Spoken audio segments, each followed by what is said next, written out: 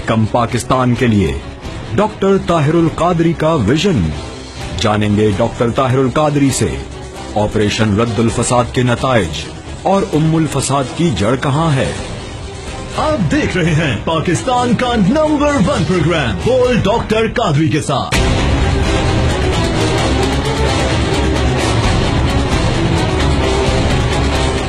अस्सलाम वालेकुम, आप देख रहे हैं बोल डॉक्टर कादरी के साथ। पाकिस्तान अवामी तहरीक के सदर डॉक्टर ताहिरुल कादरी साहब का शुक्रिया, जिन्होंने एक पुरअमन और खुशहाल पाकिस्तान के हवाले से अपने नजरियात अवाम नास तक पहुंचाने के लिए अपनी गुफ्तगू मसरूफियात में से हमारे लिए वक्त निकाला। बोल पाकिस्तान के पॉजिटिव इमेज के लिए हर उस शख्स के साथ है जिसके दिल और पाकिस्तान और उसके अवाम का दर्द है, जो पाकिस्तान को खुशहाल और तरक्की याफ्ता ममालिक की सफ में खड़ा देखना चाहता है। डॉक्टर ताहिरुल कादरी वो रहनुमा हैं जिनकी गुफ्तगू में खुशहाल पाकिस्तान का विजन दिखता है।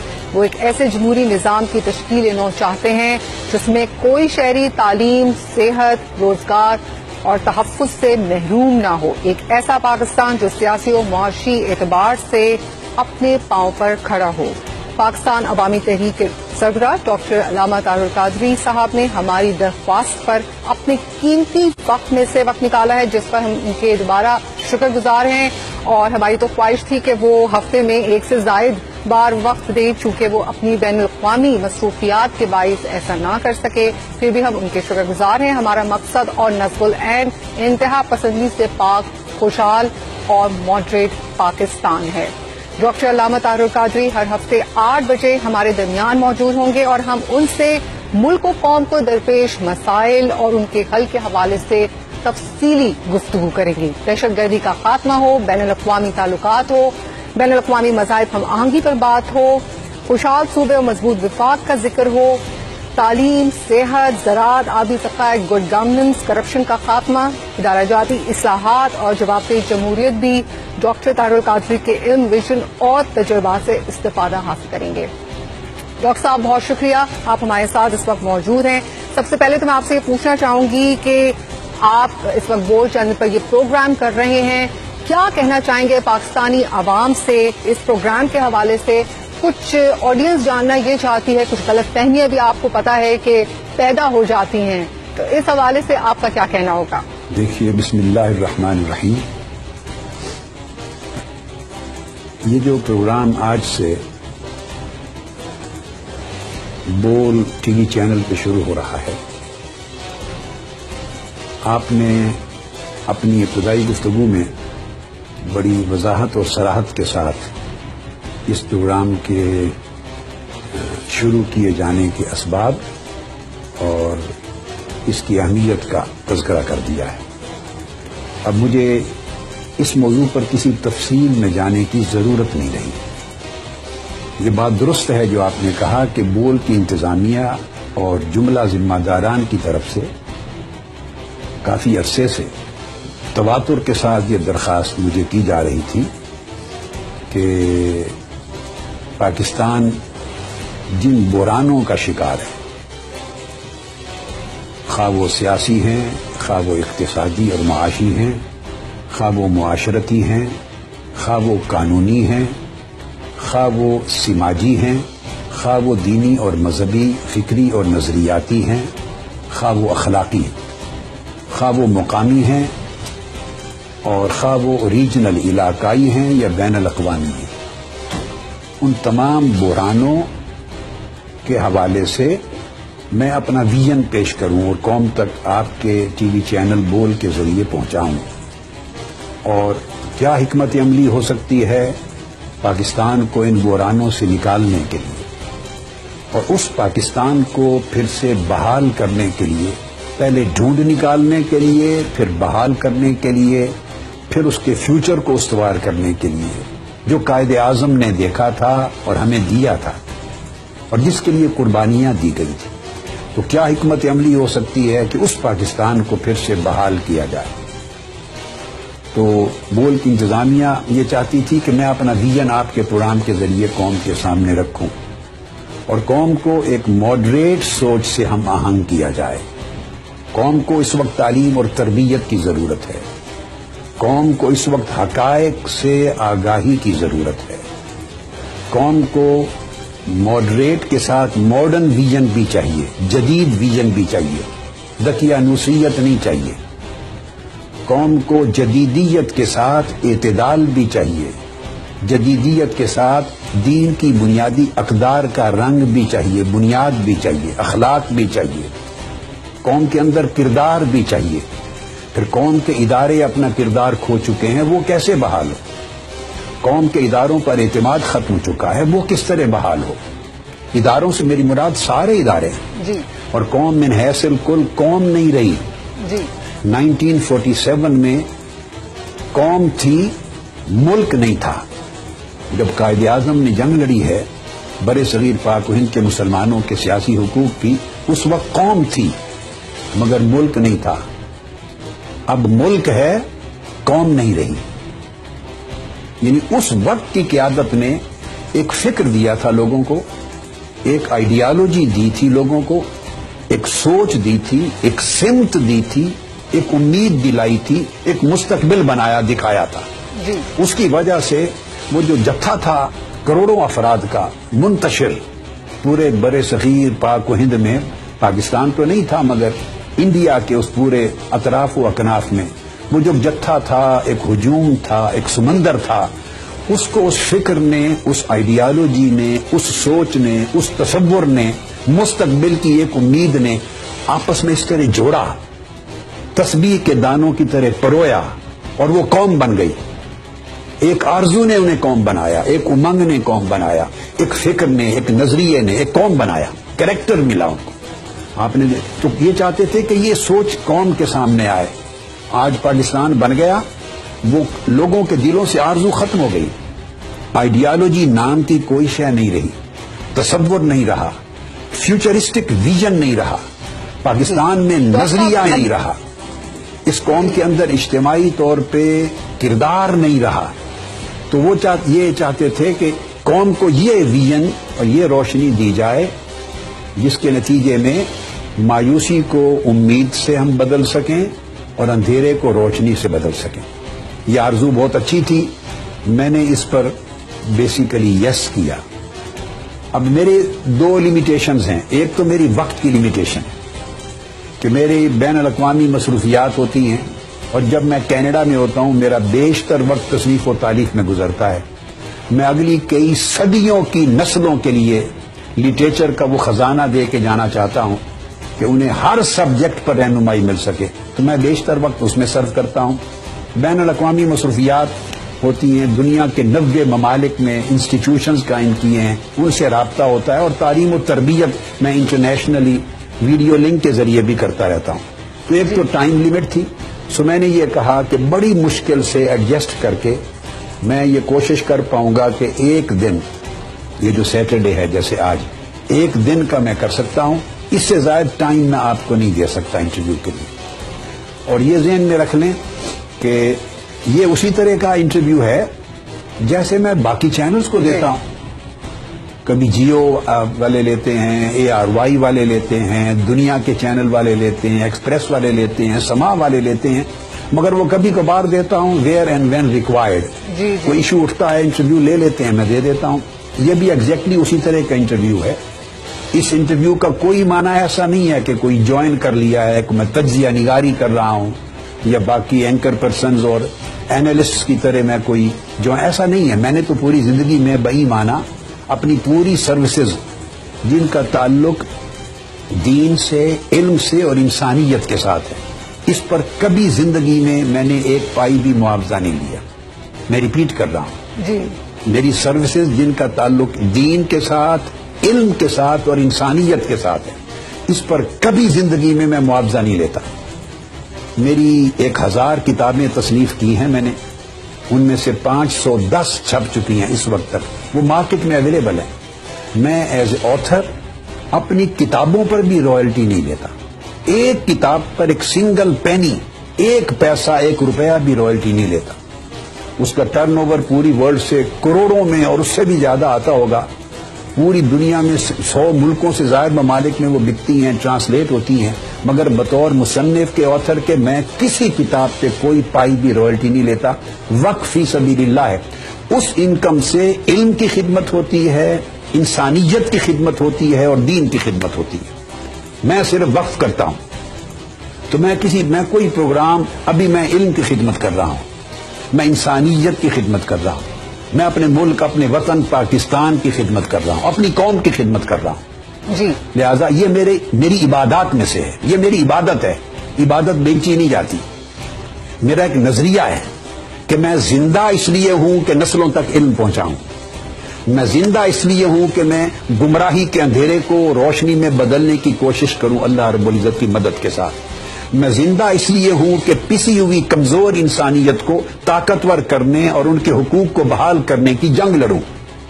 میں زندہ اس لیے ہوں کہ دہشت گردی, تنگ نظری, انتہا پسندی کے خاتمہ کر کے ایک معتدل معاشرہ, معتدل فکر, متوسط فکر جس کے اندر انسانیت کا احترام ہو, ایک دوسرے کے مذاہب کا احترام ہو, حقوق کا احترام ہو, جان کا, مال کا, عزت و آبرو کا احترام ہو اور خوشحال زندگی نصیب ہو, اس کی اسٹرگل کروں. جس قدر بھی حقیر خدمت میں کر سکتا ہوں وہ کروں. اور یہ میرے فرائض میں ہے, میری عبادات میں ہے, میرے جینے کے مقصد میں ہے. ان سب چیزوں کا اجر اللہ پاک نے اگر عطا کیا, قبول کر لی یہ کوششیں, تو وہ اجر قیامت کے دن اللہ کی بارگاہ سے لوں گا. اس کا کوئی اجر و اجرت دنیا میں میں نے کبھی نہیں لیا, میں ان سے بے نیاز ہوں. تو اس لیے میرے اوپر یہ بھی نہیں ہوتا کہ میں کوئی کسی کو پروگرام دوں یا میں نے وہاں سے کوئی انکم لینی ہے, میری یہ ریکوائرمنٹ نہیں ہے. تو میں وقت دیکھتا ہوں کہ کتنا وقت کہاں صرف کرنا ہے. تاہم الحمدللہ کوشش کی ہے کہ ہفتے میں ایک دن بول کا یہ جو پروگرام ہے اس کو میں ٹائم دے سکوں. اور اس کا مطلب یہ بھی نہیں کہ باقی ٹی وی چینلز کے پروگرام آف اینڈ آن جو ہوتے ہیں وہ بند کر دوں گا, نہیں. بس جتنا وقت تھوڑا ملے گا میں باقی احباب کی بھی ضرورت کے لیے ایڈریس کروں گا انشاءاللہ. یہ اس پروگرام کی اہمیت ہے. اور اس کو ہم, جو میں نے ابتدائی طور پہ کہا, ہم اس کو زیادہ معنی خیز اور پر افادیت بنائیں گے تاکہ اس کے ذریعے ملک سنور سکے, قوم سنور سکے, انسانیت کی خدمت ہو سکے اور کچھ بہتری کے حالات پیدا کرنے میں ہم مددگار ثابت ہو سکیں. بے شک ڈاکٹر صاحب, آپ کا پھر سے میں شکریہ ادا کروں گی کہ آپ نے جو اپنی مصروفیات بچائی ہیں تو اس میں سے آپ نے جو یہ وقت نکالا ہے تو ہم آپ کے بےحد ممنون ہیں کہ آپ نے اتنا وقت دیا ہے ہمیں. لیکن وطن عزیز کے کچھ ایسے مسائل اور کچھ ایسے ٹاپکس اور ایشوز ہیں جس پر آپ کی رہنمائی بہت ضروری ہے. میں گفتگو کو آگے بڑھاؤں گی. اور اگر ہم بات کریں آپریشن رد الفساد کی, تو ڈاکٹر صاحب پچھلے دنوں کافی چرچا رہی ملٹری کورٹس کے حوالے سے. سیاسی پارٹیاں جو کہ اتفاق رائے نہیں کر پا رہی تھی, لیکن آخرکار 9 نکاتی ایجنڈا پیپلز پارٹی کی جانب سے پیش کیا گیا اور فائنلی یہ خبر آئی ہے کہ انہوں نے بھی اگریمنٹ کر لیا ہے. تو ابھی جو ہے یہ بل اسمبلی میں ٹیبل کر دیا گیا ہے. پہلے تو آپ سے یہ جاننا چاہیں گے کہ فوجی عدالتیں کس قدر ضروری ہیں کسی آپریشن کی شروعات کے بعد.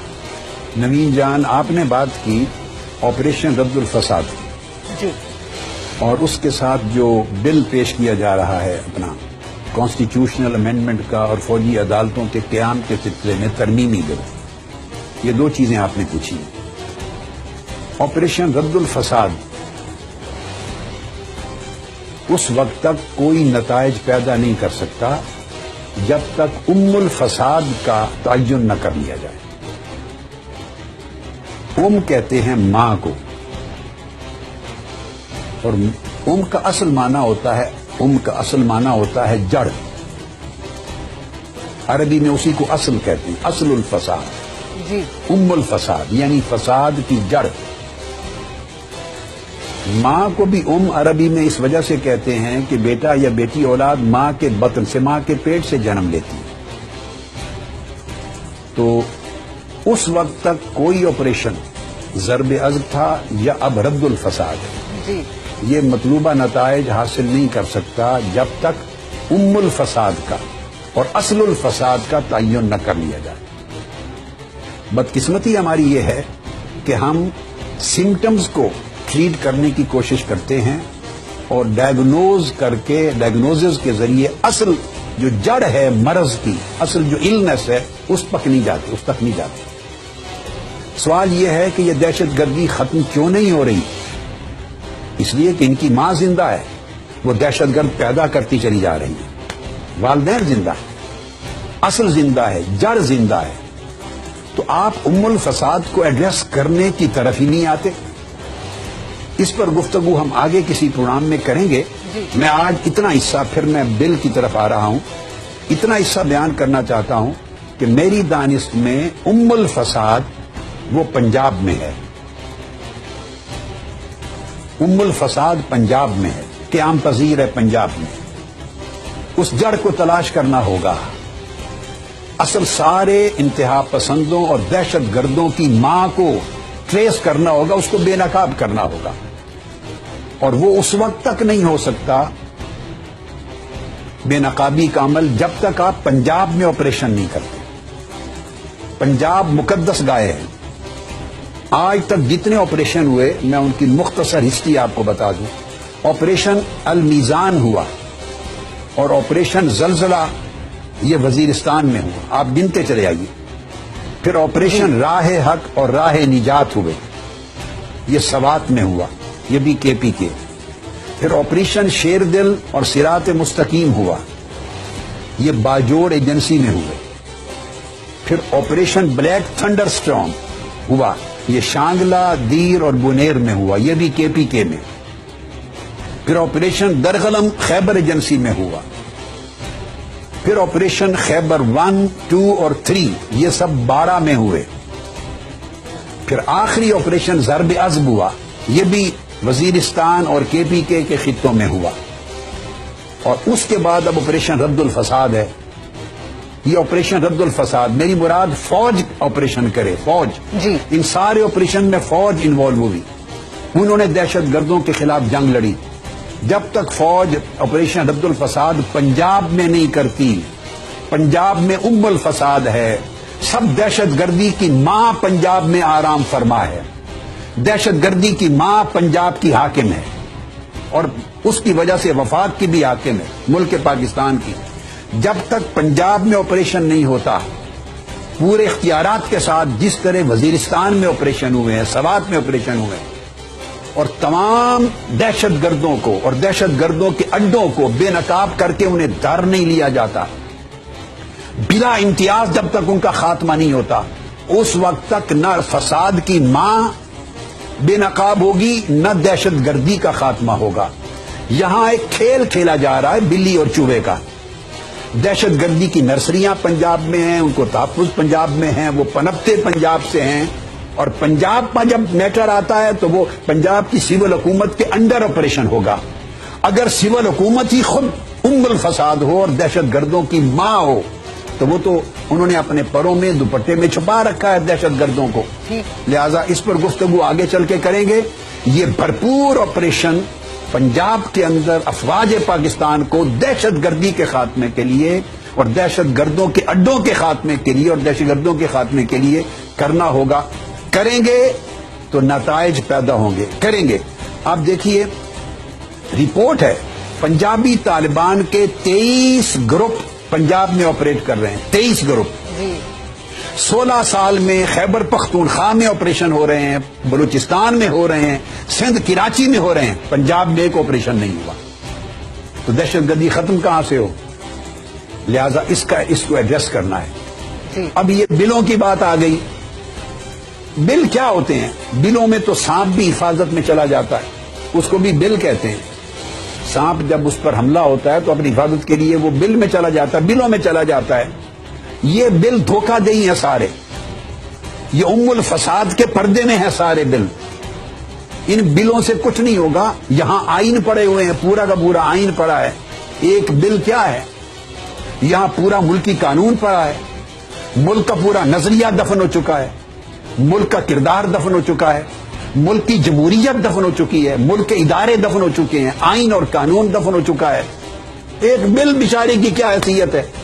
یہ سب تماش بینی ہے، یہ آئی واش ہے، لوگوں کو دھوکہ دینے کے مترادف ہے۔ جی ڈاکٹر صاحب، یہاں پہ ہم دیتے ہیں ایک چھوٹی سی بریک، اور بریک کے بعد ہم گفتگو کو جاری رکھیں گے۔ شو میں آگے دیکھیے، دہشت گرد آخر کون؟ فوجی عدالتوں پر سیاست کیوں؟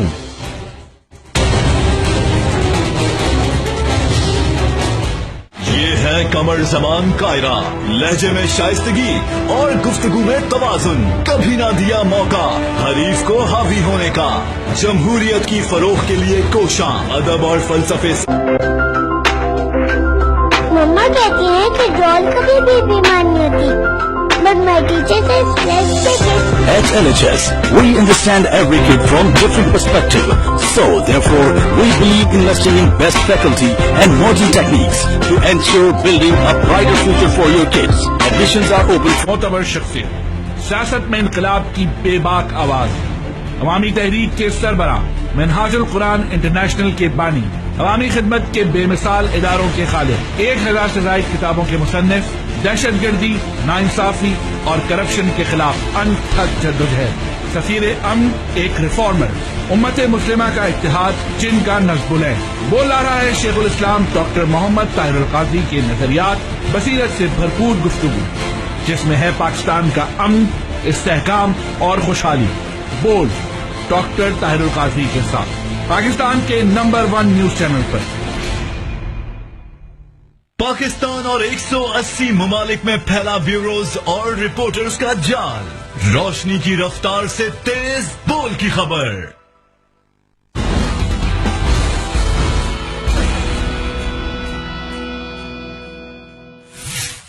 بول پاکستان کا نمبر 1 نیوز چینل ہے جس کا اعتراف سیاسی قائدین اور سینئر رہنما بھی کر رہے ہیں۔ صدر اور پیپلز پارٹی کے شریک چیئرمین جناب آصف علی زرداری صاحب نے بول ہیڈ کوارٹر کا دورہ کیا اور بول کے منفرد ورکنگ انوائرمنٹ کی تعریف کی۔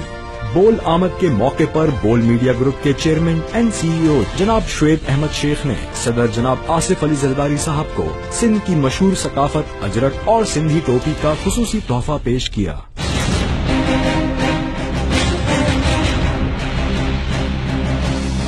بول نیوز سے گفتگو کرتے ہوئے صدر جناب آصف علی زرداری صاحب نے ملازمین کی کاوشوں کو بھی بھرپور انداز میں سراہا اور بول کو دوسرے میڈیا ہاؤسز سے مختلف اور عالمی تقاضوں سے ہم آہنگ قرار دیا۔ صدر نے بول کے خوبصورت، منفرد اور زبردست سیٹ اپ پر بول میڈیا گروپ کے چیئرمین اینڈ سی ای او جناب شعیب احمد شیخ کو مبارکباد پیش کی اور اپنے خیالات کا اظہار کرتے ہوئے کہا کہ بول نے اتنے اچھے سیٹ اپ کی بنیاد ڈال کر پاکستان کو ترقی کی نئی بلندیوں پر پہنچایا ہے۔ میں نے اپنی زندگی میں اتنا اچھا سیٹ اپ رسول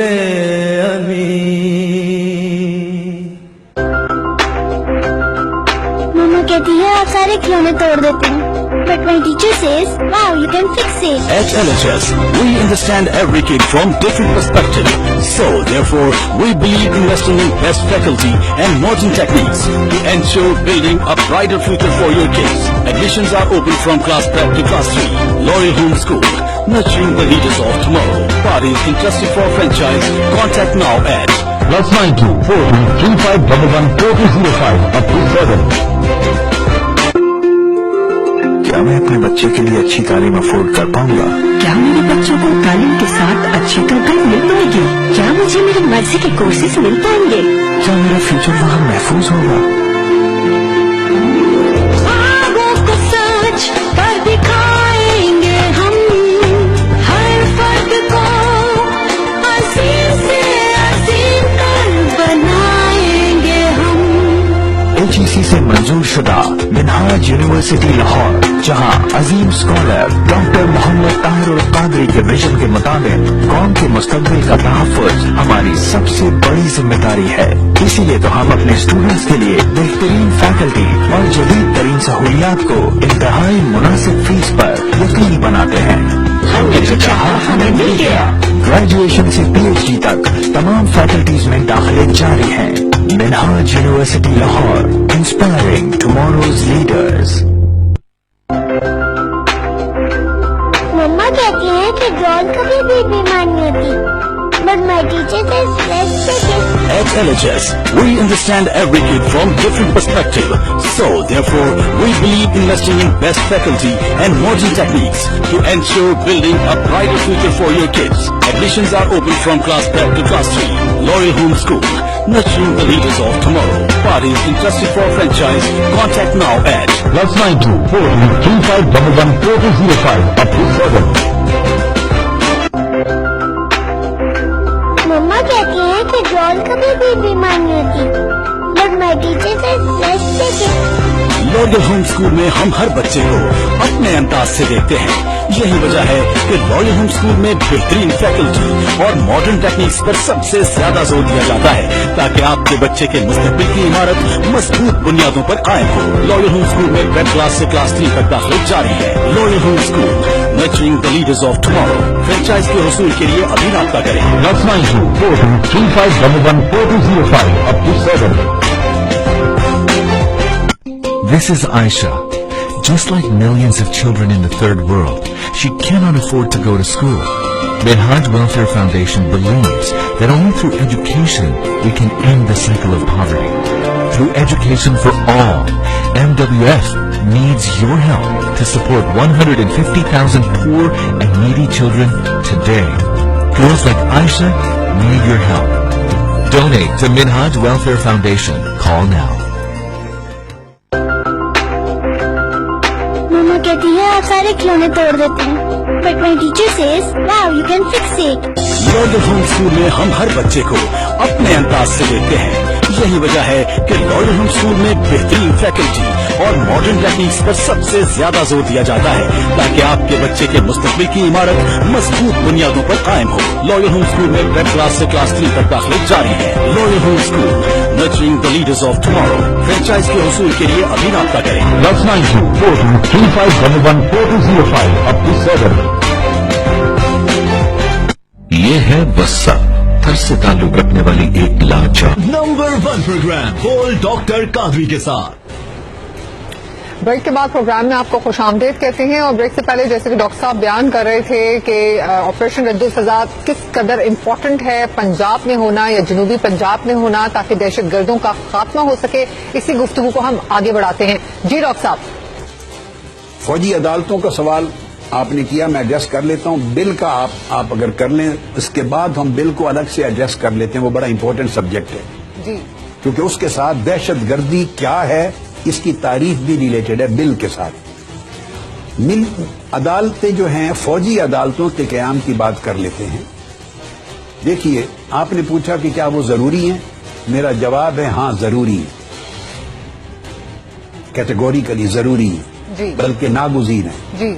हाँ, वो जरूरी न होती अगर सिविल जो लॉ है, जो पाकिस्तान का जो सियासी निजाम है और उसके अंदर मौजूद अदालती निजाम अगर इंसाफ फराहम कर रहा होता। अगर पाकिस्तान के अंदर रूटीन का जो अदालती निजाम है उसके अंदर दहशतगर्द लटकाए जा रहे होते, उसके अंदर दहशतगर्द अपनी अंजामे बद को पहुंच रहे होते, उसके अंदर गुंडे, कातिल, दहशतगर्द, ताकतवर लोग पकड़े जा रहे होते। मुल्क का जो निजाम है वो तो डिलीवर करने में फेल हो गया है, वो तो फेलियर है, टोटल फेलियर है। वहां तो वो निजाम सिर्फ कमजोरों को पकड़ सकता है, ताकतवर को तो हाथ भी नहीं डाल सकता। वो ताकतवर की तो इंक्वायरी नहीं कर सकता। इदारे ताकतवर के साथ हैं, पुलिस ताकतवर के साथ है, तफ्तीशी महकमे ताकतवर के साथ हैं। जितने इदारे कौमी और सूबाई सतह के हैं जो किसी को नंगा करने, किसी को गिरफ्तार करने, किसी का मुहासबा करने, किसी को सजा देने की सलाहियत रखते हैं, वो सारे ताकतवर के हाथ में है, ताकतवर के पंजे में है। ताकतवर उनको अपॉइंट करते हैं, ताकतवर उनके लिए अपनी हिफाजत का कानून बनाते हैं, ताकतवर उनका तबादला करते हैं। वो थोड़ी सी हरकत नजर आए, ताकतवर उठा के उसको घर भेज देते हैं। वो सारा कुछ ताकतवर के हाथ में लौंडी है, पूरा निजाम ताकतवर के हाथ में लौंडी है, हुक्मरानों के हाथ में लौंडी है। इनकी वजह से ये निजाम मफलूज हो चुका है। कानून में बहुत सारी इनकलाबी इस्लाहात की जरूरत है स्पीडी ट्रायल के लिए। यहां तो जिसके पास पैसा है वो आला से आला वकील करके वो 100 कत्ल करके भी छुड़ा देगा अपने आप को, और जिसके पास पैसा नहीं वो बेहतरीन वकील नहीं कर सकता। बस अच्छा वकील न कर सकने की वजह से बेगुनाह भी है तो फांसी चढ़ सकता है। यानी बहुत सारे नकायस हैं, कमजोरियां हैं, लिमिटेशंस हैं, अदालतों की अपनी महदूदियत है जिसके नतीजे में वो निजाम डिलीवर नहीं करता। मैं आपको एक जाती मिसाल देता हूं छोटी सी। मैं जब प्रैक्टिस करता था डिस्ट्रिक्ट कोर्ट जंग में बतौर वकील, एज ए लॉयर, मैंने अपने कैरियर का आगाज एक लॉयर के तौर पे किया है डिस्ट्रिक्ट कोर्ट जंग में बतौर लॉयर के। तो मेरे ऑफिस में, मेरे चैम्बर में एक शख्स आया وہ اپنی زمین کا مقدمہ لڑ رہا تھا.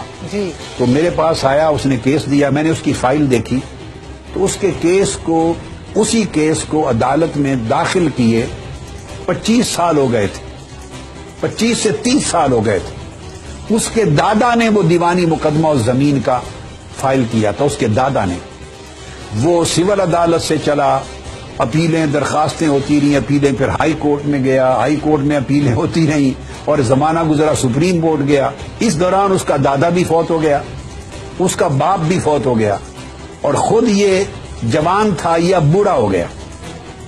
اب وہ کوئی 70 سال اس کی عمر تھی.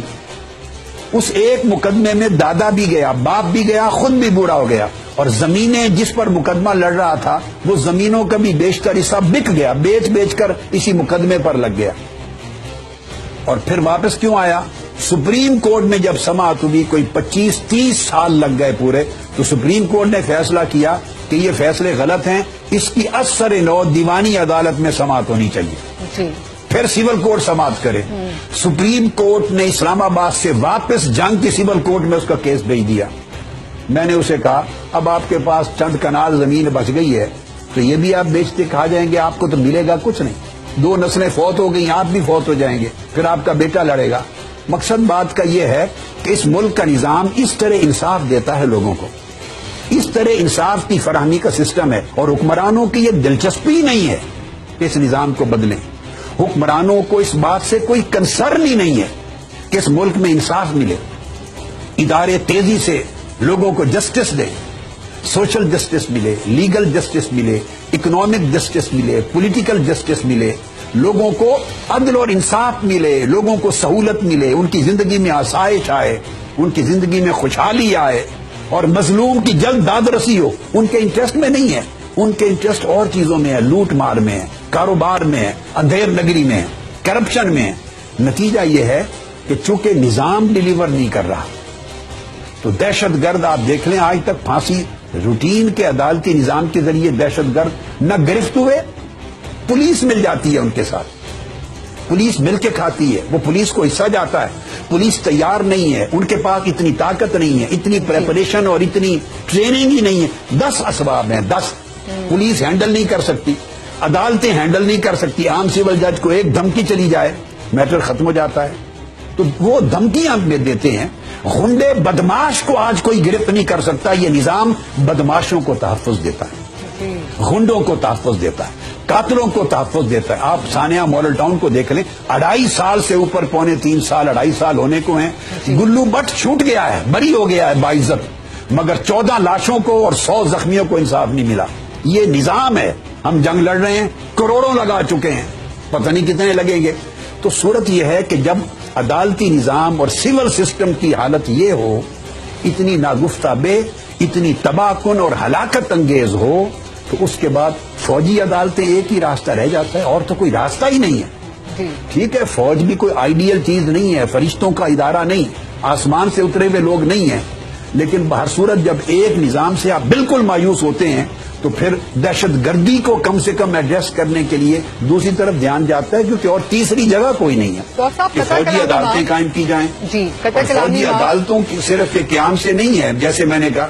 جی ڈاکٹر صاحب, یہاں پہ اگر آپ دہشت گرد کی تعریف بھی بیان کر دیں, کیونکہ اگر ہم بات کریں کہ رد الفساد اور ملٹری کورٹس کی افادیت اسی وقت ہی زیادہ ہوگی جب لفظ دہشت گرد کی باقاعدہ کوئی تعریف قانون میں لکھی ہو.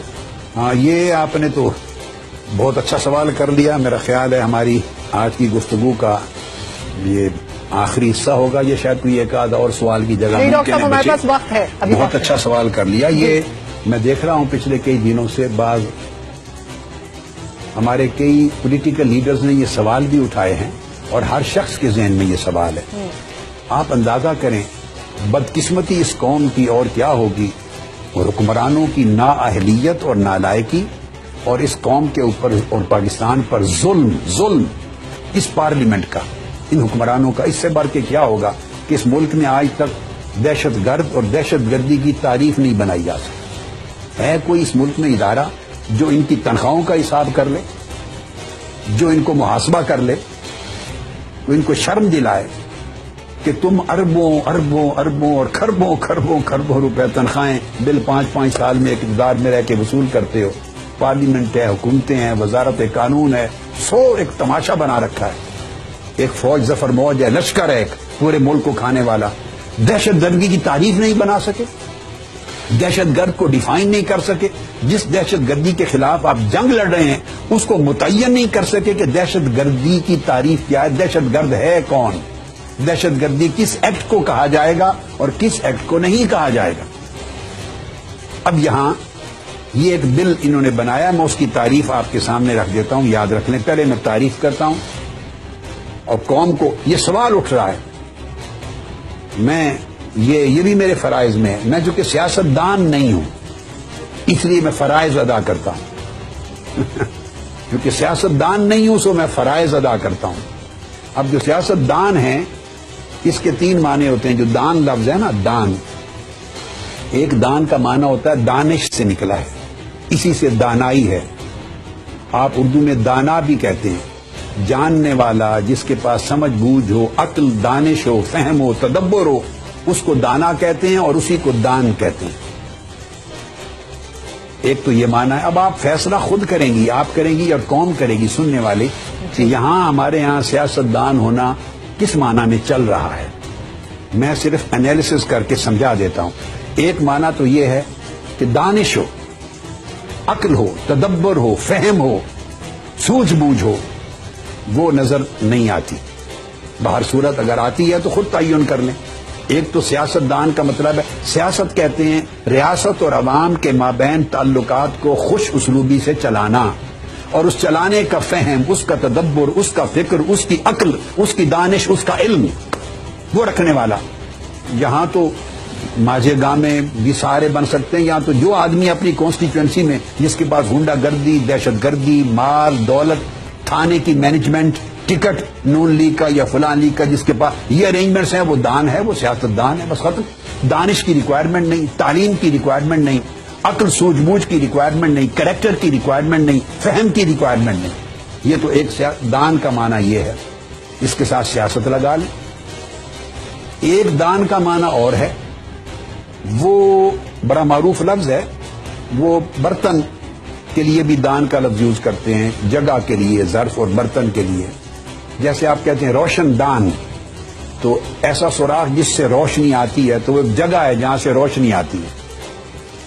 اسی طرح آپ لفظ یہ جو پان کھاتے ہیں نا لوگ بہت زیادہ, تو وہ ساتھ ایک برتن بھی رکھتے ہیں, تھوڑی تھوڑی دیر کے بعد اگلتے ہیں اس میں. پان جب کھاتے ہیں تو اگلنا پڑتا ہے. تو انڈیا کے لوگ اور Urdu speaking, Urdu back ground رکھنے والے لوگ وہ اگل دان کہتے ہیں اس کو. اگل دان یعنی وہ برتن جس میں اگال ڈالا جائے. پنجاب میں ذرا لفظ اور بولتے ہیں, وہ کروڑ سا لفظ ہے, وہ میں یوز نہیں کرنا چاہتا, معنی آپ سمجھ گئے ہوں گے. تو یعنی لمحے لمحے کے بعد پان کھانے والے جب تھوکتے ہیں تو تھوک جس برتن میں ڈالی جاتی ہے اس کو اگل دان کہتے ہیں. تو یہی لفظ پاکستان میں بھی ایک لفظ کی تبدیلی کے ساتھ تھوک بول دیتے. تو ایک دان ہوتا ہے جس میں کوئی چیز رکھی جائے, یہ تو مطلب ہے وہ تھوک کو پوزیس کرتا ہے وہ برتن. تو یہ ہو گیا سیاست دان, مطلب ہے سیاست کو اگال کی طرح پوزیس کرنے والے, جنہوں نے قبضہ کر لیا ہے, جنہوں نے سیاست کو اپنے اندر بند کر لیا ہے.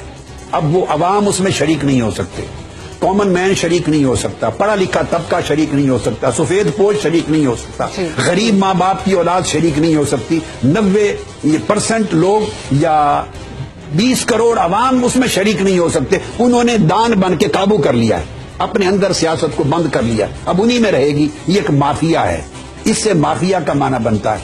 تو ایک معنی یہ بھی بنتا ہے. میں کسی کو نہیں کہہ رہا, میں معنی سمجھا رہا ہوں, اس کو خود سمجھ لیں, اپلائی کر لیں. دوسرا ایک تیسرا لفظ دان کا اور بھی ہے, یہ عربی کا لفظ ہے, عربی کا. تو اس میں دان, دنیا اس میں سے نکلا ہے. تو گھٹیا چیز کو دان, یدون, دنیا, گھٹیا چیز کو دنی, یہ گھٹیا چیز کو کہتے ہیں. یعنی سیاست کو گھٹیا بنا دینے والے, سیاست کو کرپشن سے بھر دینے والے, سیاست کو کردار سے خالی کر دینے والے, سیاست سے قدروں کو نکال دینے والے, سیاست کو اتنا گھٹیا بنا دینے والے کہ اس میں کریکٹر کا, کردار کا, نظریے کا, اخلاق کا, ایمانداری کا کوئی وجود نہ رہے, اتنا گھٹیا کر دینا. تو میری سمجھ میں یہ 3 قسم کے معنی بنتے ہیں. اب یہ کون کون سے معنی یہاں ہمارے ہاں ایگزسٹ کرتے ہیں اور کون سے نہیں, یہ آپ سمجھ لیں. بدقسمتی یہ ہے کہ جب وہ سیاستدان لوگ بنیں گے، وہ لوگ جو ایکچولی سیاست کو اونچا کرنے کے قابل نہیں، جو سیاست کو قوم کی خدمت کا ذریعہ بنانے کے قابل نہیں، جن کی سیاست میں فہم، شعور، عقل، امانت، دیانت، نظریہ، کمٹمنٹ، آنیسٹی ہے ہی نہیں، کنوکشن ہے ہی نہیں، وہ سیاست اور معنی میں ہے، تو نتیجہ یہ ہوگا کہ سال ہر سال گزر جائیں گے، دہشت گردی کی جنگ بھی چلتی رہے گی، بجٹ بھی ریلیز ہوتے رہیں گے، ایک فساد بھی رہے گا، اور دہشت گردی کی صرف تعریف الف بے وہ بھی نہیں بنائی جائے گی، متعین نہیں کیا جائے گا۔ اب میں اپنا فریضہ ادا کرتے ہوئے دہشت گردی کی تعریف دے رہا ہوں قوم کو، یہ میں سمجھتا ہوں آپ کے اس پروگرام کا بڑا کریڈٹ ہوگا، ایک یونیک یہ کریڈٹ جائے گا کہ اس پروگرام کے ذریعے آج دہشت گردی کی تعریف قوم کو جا رہی ہے، اور اس تعریف کے لیے میں آپ کو ایک انٹرنیشنل کنونشن یا دہشت گرد کی اور دہشت گردی کی تعریف ایک انٹرنیشنل کنونشن کو کوٹ کرتا ہوں۔ عالم اسلام میں ملک فہد بن عبد العزیز کا زمانہ تھا، سعودی عرب کے جو بادشاہ تھے شاہ فہد، ان کے زمانہ میں رابطہ عالم اسلامی کی ایک کانفرنس ہوئی، رابطہ عالم اسلامی، یاد رکھ لیں، 5 جنوری سے 10 جنوری تک یہ کانفرنس 6 دن ہوئی 2002 میں، 2002، 5 جنوری سے 10 جنوری تک، اور اسلامی مہینے کے اعتبار سے 21 شوال سے 26 شوال تک، شوال عید کے بعد کا مہینہ ہوتا ہے، 1222 ہجری 202 میں، اور یہ کانفرنس منعقد ہوئی۔ اس کانفرنس میں بیان مکہ کے نام سے، یعنی مکہ ڈیکلیریشن جاری ہوا، اور وہ کانفرنس کا عنوان یہ تھا دہشت گردی کو ڈیفائن کرنا۔ مکہ ڈیکلیریشن نے پورے عالم اسلام کے رہنماؤں اور حکومتوں کے دستخطوں سے متفقہ طور پہ دنیا کے 56 اسلامی ملکوں کے اتفاق رائے سے سن 2002 میں دہشت گردی کی تعریف کر دی۔ اگر یہ اپنی پارلیمنٹ میں نہیں بنا سکتے تو یہ اسی تعریف کو لے لیں۔ میری ایک اپنی کتاب ہے، یہ دہشت گردی اور فتنہ خوارج، یہ میں آپ کو دکھا رہا ہوں، یہ میں نے 2010 میں لکھی تھی، دہشت گردی اور فتنہ خوارج۔ اس میں پورا ایک چیپٹر ہے میرا دہشت گردی کی تعریف پر، پورا چیپٹر ہے۔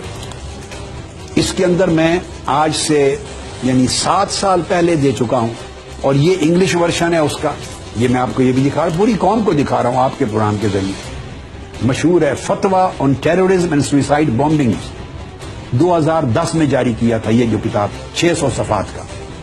اس کے اندر بھی پورا ایک چیپٹر ہے دہشت گردی کو جو میں نے ڈیفائن کیا ہے۔ میں نے تو اس دہشت گردی کی تعریف کرتے ہوئے کوئی 50، 60، 70 ریفرنسز دیے ہیں، 70، 80 کے قریب پرانے وقتوں سے، یعنی 1200-1300 سال کی علمی تاریخ سے میں نے تعریفات دی ہیں، مگر میں کنکلوڈ کرنے کے لیے آسانی کی خاطر اینڈ پر جا کے میں نے یہ ایک تعریف کوٹ کی ہے۔ اس سے پہلے میں 70 تعریفیں دے چکا ہوں جو ایک ہی ہیں خوارج کے فتنے کے تحت۔ انہوں نے کہا کہ دہشت گردی وہ کیا ہے، وہ اب سن لیجئے۔ دہشت گردی سے مراد سرکشی ہے۔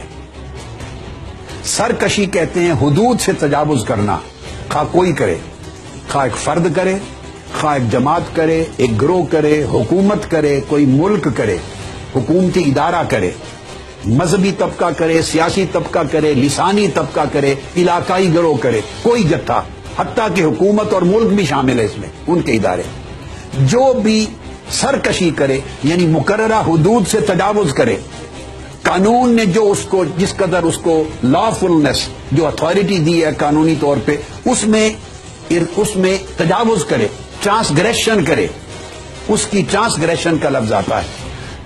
جو ٹرانسگریس کرے اور ایگریشن کریٹ کرے، خواہ اس کا ارتکاب، یہ میں مکہ ڈیکلیریشن کے الفاظ پڑھ رہا ہوں، ہے یہ عربی میں، انگلش میں بھی میں نے دے دیا ہے جو میں نے کتاب کوٹ کی ہے، اردو میں پڑھ رہا ہوں تاکہ لوگ سمجھ سکیں۔ ایسی سرکشی جس کا ارتکاب خواہ مخصوص افراد کریں، خواہ کوئی جماعت کرے، خواہ کوئی ملک اور ریاست کرے، یہ بھی سن لیں، یہ دہشت گردی ہے۔ دنیا کے 56 اسلامی ممالک دستخط کر کے اس کی تعریف کا اعلان کر چکے ہیں مکہ ڈیکلیریشن میں۔ ریاست کرے، حکومتی ادارہ کرے، پولیس کرے، کوئی سرکاری ادارہ کرے، ملک کرے، وہ بھی دہشت گردی ہے۔ اسی تعریف کے تحت تو ہم فلسطینیوں کے حقوق کے بارے میں ریاستی دہشت گردی اور کشمیری حقوق کے بارے میں ریاستی دہشت گردی کا دنیا میں شور مچاتے ہیں کہ ملک کر رہے ہیں، ریاستی ادارے کر رہے ہیں، تو دہشت گردی میں افراد بھی شامل ہیں، جماعتیں اور جتھے اور گروہ بھی شامل ہیں، اور ملک اور اسٹیٹ کے ادارے بھی شامل ہیں، جس کے ذریعے انسانوں کا کہ دین کو دبایا جائے، انسانوں کا خون بہایا جائے، یا ان کو کسی طریقے سے عقل سے معاف کر دیا جائے، ان کا مال لوٹ لیا جائے، ان کی عزت پامال کر دی جائے، اس میں ایذا رسانی کی جائے، ان کو تکلیف اور اذیت دی جائے، یا خوف و ہراس پھیلایا جائے اور ناحق طور پہ قتل کر دیا جائے، ان تمام اقدامات کو دہشت گردی کہتے ہیں، خواہ وہ کوئی اس کا ارتکاب کر رہا ہو۔ اس میں لوٹ مار بھی شامل ہے اور خون خرابہ بھی شامل ہے، شاہراہوں پہ قبضہ کرنا بھی شامل ہے، لوگوں کو رعب اور دبدبہ ڈال کے خوف زدہ ہراساں کر دینا وہ بھی شامل ہے، اور لوگوں کی آزادی چھین لینا وہ بھی شامل ہے، امن کو نقصان پہنچانا وہ بھی شامل ہے، خطرات پیدا کر دینا وہ بھی شامل ہیں۔ یہ خواہ فرد کو پہنچے، خواہ معاشرے کو پہنچے، خواہ گروہ پہنچائے، جماعت پہنچائے، حکومت پہنچائے، پولیس پہنچائے، اسٹیٹ پہنچائے، یا کوئی ملک پہنچائے، ان تمام اقدامات کرنے والے لوگوں کو دہشت گرد کہا جائے گا، اور اس ایکٹ کو ٹیرورزم اور دہشت گردی کہا جائے گی۔ اس کی بنیاد لمٹ کو کراس کرنا ہے، خواہ وہ کوئی بھی کرے، یعنی قانون نے آپ کو حد دی، آپ دوسرے کی جان نہیں لے سکتے، قتل نہیں کر سکتے، جو حدود کو توڑے گا اور کراس کرے گا وہاں دہشت گردی ہوگی۔ جی ڈاکٹر صاحب، اس کو ایک سیکنڈ، اس کو فساد فی الارض بھی کہتے ہیں قرآن کی اصطلاح میں۔ جی ڈاکٹر صاحب، ہمارا جو پروگرام ہے وہ سرکشی کو فساد فی الارض بھی کہتے ہیں، تو اگر رد الفساد چاہیے، میں صرف یہ جملہ کہہ لوں، اگر رد الفساد کا آپریشن کامیاب کرنا ہے تو میں نے کہا ایک الفساد کی پہچان کریں اور ایک فساد کو ڈیفائن کریں۔ فساد اس سارے ایکٹس کا مجموعہ ہے، اور ان تمام گروہوں کو فکری، نظریاتی، سیاسی، حکومتی، ریاستی، لسانی، کسی طرح کے گروہ جو سرکشی اور دہشت گردی اور خوف و ہراس کا باعث بنتے ہیں، ان ساروں کو پکڑنا ہوگا۔ یہ نہیں ہو سکتا کہ آپ کسی کو پکڑ لیں اور کسی کو چھوڑ دیں، کسی کو دہشت گرد مرضی سے ڈکلیئر کر دیں اور کسی کو محافظ بنا دیں ملک و قوم کا، نہیں۔ اگر کراس دا بورڈ امپارشل ہو کر آنےسٹی کے ساتھ فساد کا تعین کر لیں، پھر آپ الفساد تک چلے جائیں گے، دہشت گردی کی جنگ کامیابی سے ہمکنار ہوگی۔ یہ ہے، باقی جو آپ کی کانسٹیٹیوشنل امینڈمنٹ کا میٹر انشاءاللہ پھر آگے لے لیں گے۔ جی ڈاکٹر صاحب، اس وقت اتنی امپورٹنٹ چیز تھی جو کر سکتے۔ ٹھیک ہے ڈاکٹر صاحب، پروگرام کا وقت اپنے اختتام کو پہنچتا ہے۔ ماڈل ٹاؤن ثانیہ، پاناما کیس، یہ سارے بھی موضوعات تھے جس پر آپ سے گفتگو کرنی تھی، لیکن وہ ہم اگلے پروگرام تک کے لیے رکھتے ہیں۔ انشاءاللہ اگلے پروگرام میں گفتگو کریں گے اس میں۔ ٹھیک ہے، ہمارے ساتھ موجود تھے پاکستان عوامی تحریک کے سربراہ محمد طاہر القادری صاحب، آپ کا بہت شکریہ۔ ہم آپ کے بہت مشکور ممنون ہیں کہ آپ نے اتنی مصروفیات کے باعث بھی ہمیں وقت دیا، بول چینل کو وقت دیا، ہم سے گفتگو کی مختلف موضوعات پر۔ اگلے ہفتے اسی وقت پھر اسی پروگرام میں دوبارہ حاضر ہوں گے دیگر اہم ایشوز کے ساتھ۔ تب تک کے لیے اجازت دیجیے، اللہ حافظ۔ آئندہ شو میں بات کریں گے اہم موضوعات پر۔